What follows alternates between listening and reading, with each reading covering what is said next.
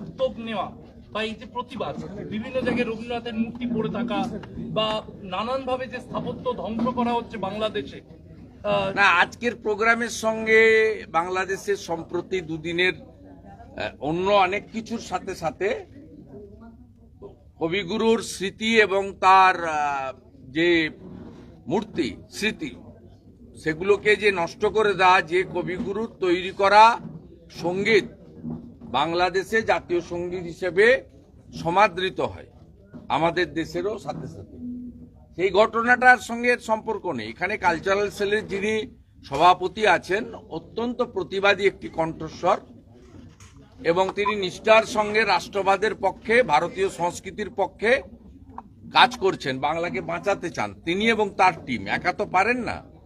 সেই রুদ্রনীল ঘোষের প্রত্যেক বছরই তিনি প্রোগ্রাম কর্মসূচি করেন যবে থেকে তিনি দায়িত্ব পেয়েছেন। সেই কর্মসূচি আজকে ছোট আকারে দলের প্রধান কার্যালয়ে হচ্ছে। আমরা সকলেই এসে কবিগুরুকে প্রণাম জানিয়েছি, পুষ্প দিয়েছি, প্রণাম করেছি এবং এখানে মূলত রাজনৈতিক ভাষণ না হয়ে পারফরমেন্স হয়েছে। প্রত্যেকেই রবীন্দ্র সম্ভারের উপর আলোচনা করেছেন, তাদের কথা বলেছেন, তাদের গান, কবিতা, আবৃত্তি ইত্যাদির মধ্য দিয়ে, বা যারা দু একজন ভাষণও দিয়েছেন সেটাও ঠিক ছিল রবীন্দ্রনাথের বিষয় সম্পৃক্ত, তার বাইরে কেউ যাননি। এর সঙ্গে নেই, কিন্তু যেহেতু প্রাসঙ্গিক আমাদের খুব কষ্ট হচ্ছে যে আমরা নানা ভাষা, নানা মত, নানা পরিধান, বিবিধের মাঝে দেখো মিলন মহান। ভিন্ন ভিন্ন ধর্মে বিশ্বাস করলেও অন্তত কিছু বিষয়ে আমাদের অবিভক্ত বঙ্গের একটা নিজেদের মেলবন্ধতা ছিল, তার মধ্যে কবিগুরুর সম্ভারটাও অন্যতম। সেই সম্ভার আজকে আক্রান্ত হয়েছে। আমরা দেখছি জাতির জনক আমাদের মহাত্মা গান্ধীর স্মৃতিও ওখানে ভেঙে ফেলা হয়েছে, সেখানে সবকিছুই নিশ্চিহ্ন করা হচ্ছে।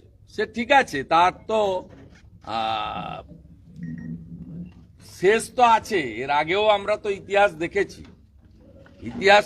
দেখেছি এবং আমাদের নিউটন তো বলেই গেছেন প্রত্যেক ক্রিয়ার সমান এবং বিপরীত ধর্মী প্রতিক্রিয়া আছে। তাই পৃথিবীটা গোল, সেটা হবে। কিন্তু আমাদের আজকে 22শে শ্রাবণ এখানে অবিভক্ত বাংলায় বিশ্বকবির মূর্তিকে বিকৃত করা হচ্ছে, ভেঙে ফেলা হচ্ছে, তাকে অসম্মান করা হচ্ছে। আমাদের খুব কষ্ট হচ্ছে, বিষয়টা খুব প্রাসঙ্গিক। আমি বেরিয়ে এসে দুটো লাইন বলেছি। একটা লাইন হচ্ছে, আমি উদ্বেগের সঙ্গে জাতীয় নিরাপত্তা কাউন্সিলের গুরুত্বপূর্ণ সদস্য মাননীয় স্বরাষ্ট্র সমবায় মন্ত্রী অমিত শাহজির কাছে আমি দেখা করে বাংলাদেশের হিন্দু মন্দির এবং হিন্দুদের সুরক্ষায় ভারত সরকার যাতে অবিলম্বে উদ্যোগ গ্রহণ করে সেই আবেদন নিয়ে গেছিলাম। দ্বিতীয় লাইনে আমি বলেছি, তিনি আমাকে আশ্বস্ত করেছেন প্রধানমন্ত্রীর নেতৃত্বে ভারত সরকার এবং সর্বদলীয় মিটিং করে তারা এই বিষয়ে যথাযথ ব্যবস্থা গ্রহণ করছেন এবং করবেন। তৃতীয় যেটা আমি অ্যাডিশন করেছি, যারা সিএ এর বিরোধিতা করেছিলেন, আজকে সিএটা কত প্রাসঙ্গিক। 2019 সালে যশস্বী প্রধানমন্ত্রী নরেন্দ্র মোদীজির সরকার সিএ আনে, 2024 সালে সিএ 6ই মার্চ কার্যকর হয়। আজকে কত দূরদৃষ্টি নিয়ে ভারত সরকার সেদিন বানিয়েছিল যে হিন্দু, শিখ, খ্রিস্টান, জৈন, পার্সি, বুদ্ধিস্ট যারা আফগানিস্তান, পাকিস্তান, বাংলাদেশ থেকে ধর্মীয় উৎপীড়নের কারণে দেশ ত্যাগ করতে বাধ্য হবে, তাদেরকে সিএ এর আওতায় ভারত তাদেরকে যথাযথ আইনি সুরক্ষা দেবে। এই আইনের যে যারা বিরোধিতা করেছিলেন, আজকে চোখে আঙ্গুল দিয়ে দেখিয়ে দিয়েছে সিএ আইনের প্রয়োজনীয়তা এবং কার্যকারিতা। এটা আমি বলেছি।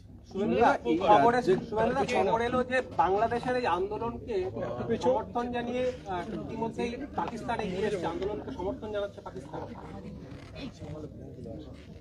আমি বহির দেশের বিষয় নিয়ে মন্তব্য করব না, কিন্তু as a citizen of the India এটা পূর্ব ইতিহাসের ভিত্তিতে বলতে পারি যে বাংলাদেশে বঙ্গবন্ধু মুজিবুর রহমানকে সপরিবারে খুন করার সময়ও পাকিস্তান প্রেমীদের হাত ছিল। আজকে যে ছবিগুলো আপনাদের কাছে আসছে, যে ফোন তো আমি হাজার হাজার ফোন পাচ্ছি, ফোন ধরছি, চেষ্টা করছি রেসপন্সও করার, তাতে এই আন্দোলন বাংলাদেশের স্বৈরতন্ত্রকে সরানো বা গণতন্ত্র প্রতিষ্ঠা করা বা ছাত্রদের আন্দোলনের জায়গায় নেই।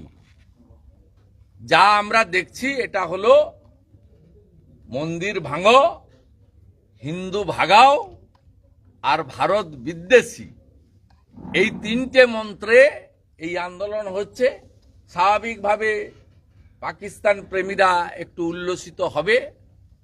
খুব দুর্ভাগ্যের বিষয়, আমি যখন ভারত বিরোধী বা প্রধানমন্ত্রী বিরোধী স্লোগান দেওয়ার জন্য বাংলাদেশ ডেপুটি হাই কমিশনারের অনুমতি নিয়ে 20 জন বিজেপি বিধায়ক নিয়ে আমি যখন যাচ্ছিলাম, তখন আমাকে মমতা ব্যানার্জির পুলিশ বাধা দেয়।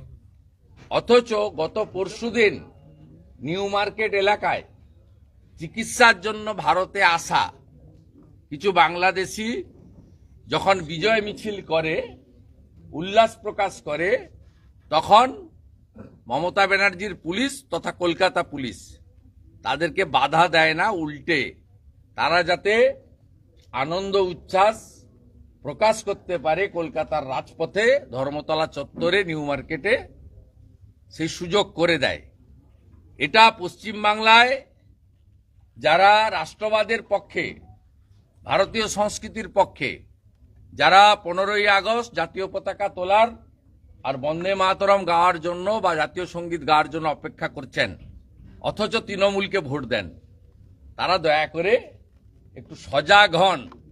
আমরা এই দৃশ্য, গণভবনের যে দৃশ্য ভিডিওতে দেখেছি, লুটেরাদের দৃশ্য, এই দৃশ্য 21 সালে বিধানসভা নির্বাচনে ভারতীয় জনতা পার্টি পরাজয় হওয়ার পরে এই মডেল আমরা পশ্চিমবঙ্গে দেখেছিলাম। তাই পশ্চিমবঙ্গে যারা এখনো ভাবছেন যে ভাতা তো পাই, আমার কি, তাদের বলবো 31 সালের জন্য প্রস্তুত হন।